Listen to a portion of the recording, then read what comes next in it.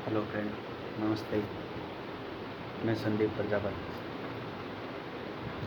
110 bench से apprenticeship किया है। मैंने ये WCR कोटा से अप्रेंटिसशिप कंप्लीट की थी और 2019 के ग्रुप डी के अंदर मैंने अपना फॉर्म फिलअप तो किया, मगर भाई जो सबके साथ प्रॉब्लम आ रही है, अप्रेंटिसशिप कंप्लीट नहीं होने की वजह से फॉर्म नहीं लगा। और उसके बाद अभी 3 साल बाद भी इसका मॉडिफिकेशन लिंक नहीं आता है और इन्फॉर्मेशन मिलती है कि केस किया, वो भी रद्द हो गया। और भी बहुत सारी समस्याएं अपने अप्रेंटिसशिप के बीच में आई है। इनकी वजह हमारी ही नाकामयाबी है। एक्चुअली क्या है कि रेलवे ने तो जो पहले प्रोटेस्ट हुआ था उसके बाद में एक आधिकारिक वेबसाइट भी डाली थी शायद, उसमें बहुत से कम ही बच्चों ने वो जो फॉर्म भरा था।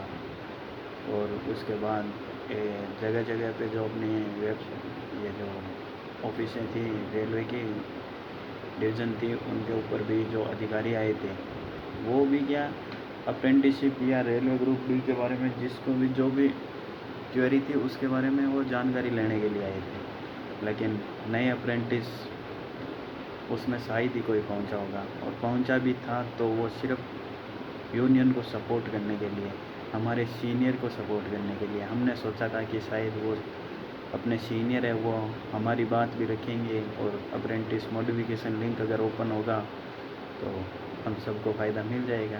और कुछ एक जो ऐसे ही बैठे थे कि जब सबको मिलेगा तो हमें भी मिल जाएगा। आज जब ग्रुप डी का एग्ज़ाम होने वाला है और अप्रेंटिसशिप को कोई बेनिफिट नहीं मिल रहा है, तब जाके हम अपनी आंखें खोल रहे हैं और हमें यहाँ तक ये विचार कर रहे हैं कि हमें न्याय क्यों नहीं मिला। अरे जब हम लड़े ही नहीं तो काहेगा मिलेगा। और जो लड़े तो वो अपने हथियार तो हमने उनको दे रखे थे जो खुद ये नहीं चाहते थे कि हमारे साथ न्याय हो। हमारे सीनियर अगर इस वैकेंसी की मॉडिफिकेशन लिंक ओपन करवा देते तो वो खुद जानते थे कि उनका सिलेक्शन कभी नहीं हो पाएगा। हमें 1/3 जो ये इन्होंने पॉलिसी लागू की है ये चाहिए ही नहीं थी। अरे अप्रेंटिस जिसने रेलवे से अप्रेंटिस किया है वो 10वीं में हाई परसेंटेज बंदा है, तब जाके उसका सिलेक्शन होता है। और वो बंदा ग्रुप डी की वैकेंसी जिस में भी 30% नहीं ला पाएगा, ये संभव नहीं है। आराम से ले आएगा। लेकिन जो 2017 या 16 से पहले के जो भी बच्चे थे वो इन रेलवे के रिलेटिव्स थे, उनके यूनियन के जो भी जानकार थे वो थे। और वो बच्चे मुझे नहीं लगता वो 10वीं भी लीगल पास थे, और वो रेलवे में अप्रेंटिस अपने परिजनों की सहायता से आ गए। और उसके बाद ग्रुप डी की 2018 की वैकेंसी में वो 30 नंबर भी ना ला पाए और असफल हो गए। और ऐसे बंदे ज़्यादा है, कम से कम 10,000 के आसपास बंदे होंगे, 8 से 10,000। क्योंकि जो भी बंदे थे जो थोड़े बहुत कुछ जानते थे वो 30 नंबर ला के 2018 की वैकेंसी में लग गए। और बाकी के जो बिल्कुल भी, उनका मकसद सिर्फ इतना था, ये सारा प्रोटेस्ट उन्हीं के हाथ में था। वो सिर्फ इतना चाहते थे कि ये जो 30 नंबर वाला फंडा हट जाए बस।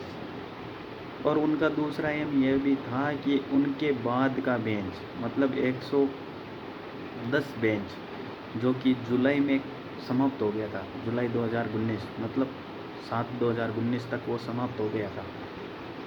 वो बेंच के बच्चे ना आ पाए तो इनको पता था कि अगर वो बच्चे भी आ जाएंगे तो इनका सिलेक्शन नहीं हो पाएगा भाई, मेरिट खींच देंगे वो। इसलिए इन लोगों ने सिर्फ अपने को उलझा के रखा ताकि हम लोग आगे पहुँचे ही नहीं। और हम में से किसी ने कोशिश ही नहीं की, क्योंकि हम सोच रहे थे कि हमारे सीनियर या यूनियन वाले हमारे लिए लड़ रहे हैं, हम सिर्फ उनको सपोर्ट कर रहे हैं।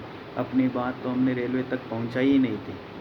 रेलवे खुद नहीं चाहता था कि कोई भी इलीगल तरीके से रेलवे में आए, इसीलिए उन्होंने अप्रेंटिस को डायरेक्ट परमानेंट भर्ती को रद्द किया था, लेकिन हम रेलवे तक पहुंच बना ही नहीं सके। उम्मीद है, वैसे उम्मीद तो नहीं है कि इस भर्ती में हमारा कुछ हो पाएगा, क्योंकि ग्रुप डी की वैसे है, मुझे ऐसा लगता है कि 20% बच्चे तो वैसे भी काफ़ी इंटेलिजेंट हैं अप्रेंटिस वाले, तो वो ग्रुप डी की वैकेंसी वैसे भी पा जाएंगे। लेकिन बाकी बच्चे 80% को उम्मीद करते हैं कि जल्द से जल्द वैकेंसी आए, और उस वैकेंसी में ऐसा ना हो, इसके लिए हमें पहले से प्रिपेयर रहना होगा। अगर आगामी वैकेंसी आती है तो उसमें कम से कम 110, 111 या 112 के बाद के बेंच के बच्चे ना आ पाए। जल्द से जल्द अगर ग्रुप डी की वैकेंसी आती है और इसी की तरह 2012 तक वो लिमिट कर दे तो शायद कंपटीशन कम रहेगा। अदरवाइज़ 3-4 साल रेलवे की भर्ती को लगते हैं, उतने में 3 बेंच और निकल जाएंगे। पर बेंच 30 से 40 हज़ार बच्चे अप्रेंटिसशिप करते हैं, मतलब कि अपना आरक्षण किसी काम का नहीं, और हमारी ये जो अप्रेंटिसशिप की 1 साल है वो बर्बाद है। फिर भी एक छोटी सी होप है बस कि नेक्स्ट वैकेंसी में शायद हमें जस्टिफाई मिल जाए। इस वैकेंसी की तो उम्मीद कम ही है, तो आप सब लोगों से रिक्वेस्ट है कि आप सभी तैयारी करें अच्छे से और ग्रुप डी की वैकेंसी में सफल रहें।